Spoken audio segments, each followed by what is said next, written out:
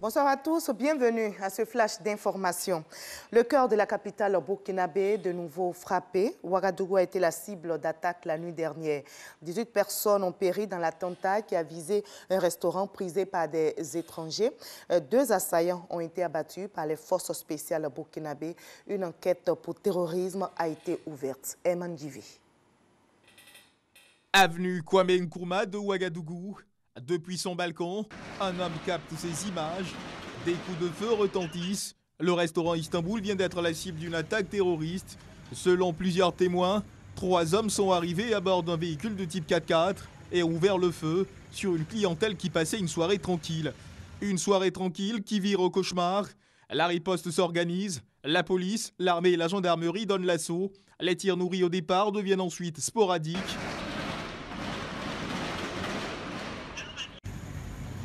Les assaillants sont mis hors d'état de nuire. Au petit matin, le théâtre des événements reste bouclé par la police, la gendarmerie et par l'armée. Une attaque dont le bilan s'élève à 18 morts et une dizaine de blessés. C'est la 2e fois que des assaillants frappent dans ce périmètre. Un acte de lâcheté et de barbarie selon le ministre burkinabé de la Culture et du Tourisme. C'est inacceptable. Nous condamnons au nom du gouvernement fermement ces actes lâches qui n'honorent pas l'humanité. Dans ces instants douloureux, nous devons rester forts, nous devons rester déterminés. Le Burkina Faso doit rester debout et s'opposer résolument à ces actes de lâcheté et de barbarie. Les proches des victimes demeurent dans l'inquiétude. Au nombre des victimes, un ressortissant français. Le président français Emmanuel Macron a condamné l'attaque terroriste et exprimé sa compassion et sa solidarité à l'égard des familles des victimes. Il a également réaffirmé le soutien de la France aux côtés des pays de la sous-région pour poursuivre la lutte contre les groupes terroristes. Et également en Côte d'Ivoire, le président ivoirien Alassane Ouattara a réagi. Il a adressé un télégramme à son homologue burkinabé Roch Marc Christian Kaboré.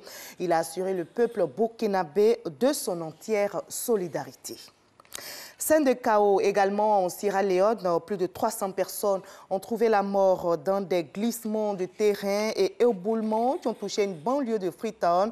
Comme vous le voyez, les images sont horribles. Le bilan est livré par la Croix-Rouge. Les secours sont sur place et tentent d'évacuer les survivants dans des conditions difficiles.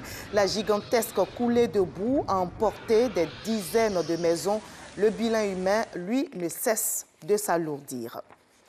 Au Kenya, malgré les appels à reconnaître sa défaite à l'élection présidentielle, Raila Odinga maintient le suspense, mais surtout la pression. Il a appelé ses partisans à une journée chômée aujourd'hui en attendant une nouvelle déclaration demain, durant laquelle il devra annoncer la marche à suivre.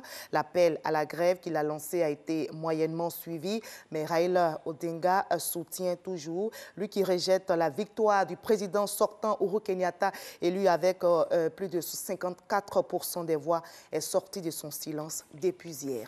Il compte toujours contester. On y reviendra ce soir. Au niveau de la Côte d'Ivoire, dans le domaine agricole, retenez qu'un collège de chercheurs en collaboration avec l'université Félix Houphouët-Boigny et la fondation Bill et Melinda Gates ont mis en place un programme ouest-africain d'épidémiologie virale pour la sécurité alimentaire. L'objectif est de lutter contre les maladies du manioc. On y reviendra également ce soir. Le Bureau ivoirien du droit d'auteur, le Burida, continue de mener la lutte contre le piratage des œuvres des artistes.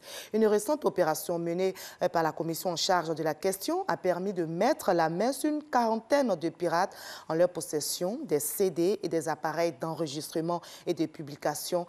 Ce sont au total 50 appareils et environ 70 000 CD et DVD piratés qui ont été saisis. Après plusieurs années d'interruption, le tournoi de l'Union des fédérations ouest-africaines, UFOA, reprend ses droits. Et cette fois, c'est avec 16 pays. Et pour cette édition, le Ghana, pays hôte, a abrité les tirages au sort. Pour son premier match, la Côte d'Ivoire, notre pays sera face au Togo. Le Mali affrontera la Mauritanie et le Burkina Faso tentera d'en découdre avec le Niger. On se retrouve à 20 h pour la suite. À tout à l'heure.